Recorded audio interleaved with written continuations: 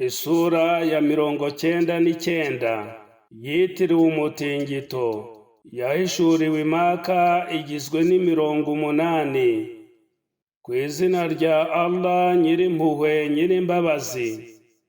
Ubwo isi izatigiswa n'umutingito ukomeye, nuko isi igasohora imitwaro yayo, ni ukuvuga ibiyirimo.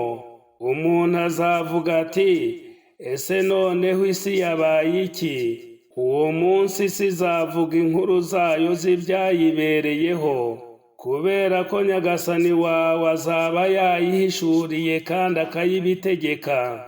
Kuri uwo munsi abantu bazasohoka mu mva zabo batatanye kugira ngo berekwe ibikorwa byabo.